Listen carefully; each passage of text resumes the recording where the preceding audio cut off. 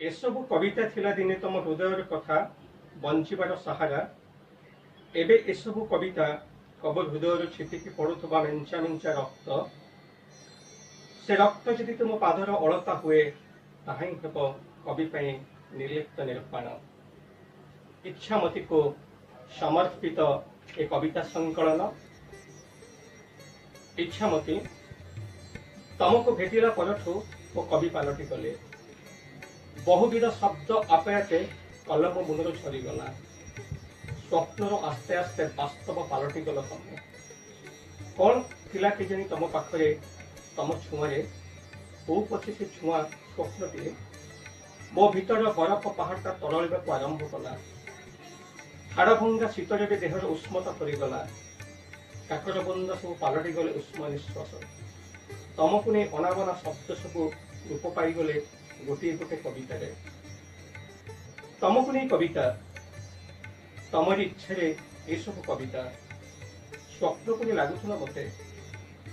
कविता भी जन्म नेला परे तमे थिल तार प्रथम श्रोता।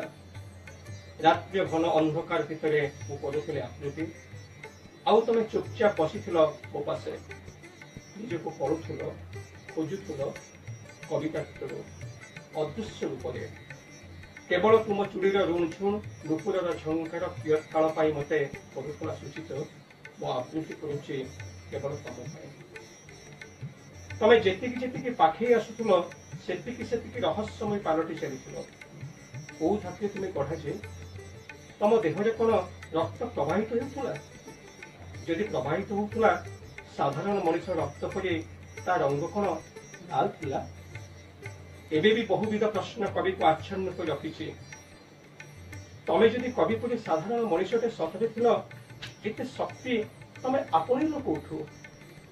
तम स्थिति रे कवि परि साधारण मनुष्यटे थिले सतरे कोन तम परि भल पाई परि थांता ता जीवन को। आखिर लुह छातीर कोह को लुचि खुशी रे बंचिबार बहानाटे एई करि पाई थांता। हुए तो नुहे तमे पारिच निज इच्छा पारिच। से तो दुनिया आखिरे तमे जहाँ हेले भी कवि आखिरे इच्छामती।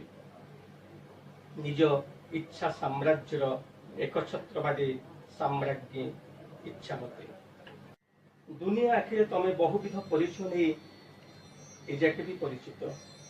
केते प्रकार तुमको आकलिचंती।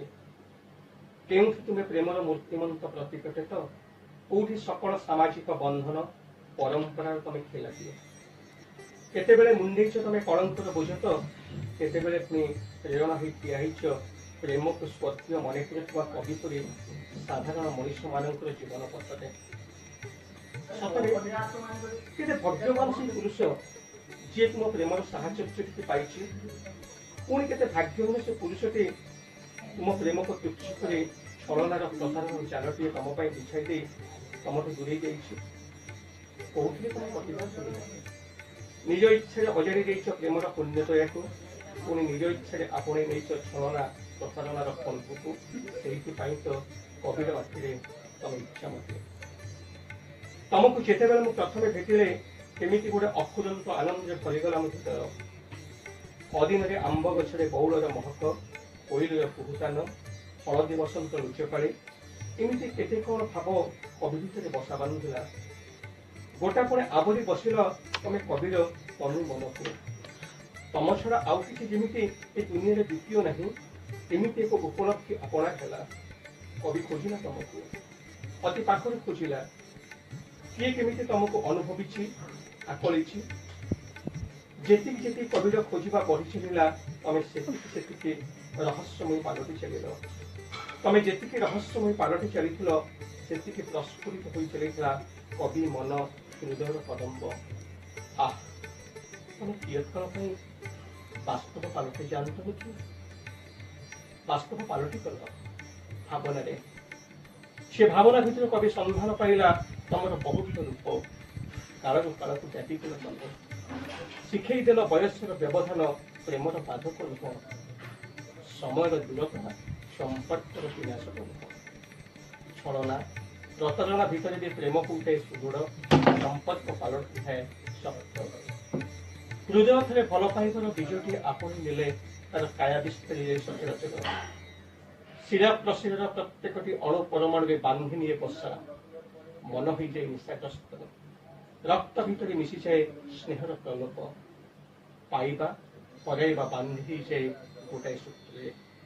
ସତରେ ତମେ ସେତିକି ବୁଝିଥିଲ ବୋଲି ଜୀବନ ତମାମ କୌଣସି ସର୍ତ୍ତ ତମକୁ ନା ପାରିଲା ବାନ୍ଧି, ନା କେବେ ତମେ ବିଚ୍ଛେଦରେ ହେଇଗଲ ମର୍ମାହତ। ତମର এই গুণ কবিকে ঈর্ষাও করিদেলা। পবিত্র অনন্য ঈর্ষারে কবিতা করে কবিতা সে লেখি চলিলা। পরিচয়, অন্বেষণ এবং প্রাপ্তি এমিতি তিনোটি যুগ উপরে ঠিয়া হই সে অনুভব কলা তমকু। তমে কবির একান্ত আপনার হেল। ছাইগল তা কবিতার পঙ্ক্তিরে পঙ্ক্তিরে নিজ ইচ্ছা মোতাবক কবি লেখিলা, লেখি চলিলা। গ্রন্থটি রূপ নেলা। ସବୁ କବିତା ଏକାଠି ହେଇ ଇଚ୍ଛାରେ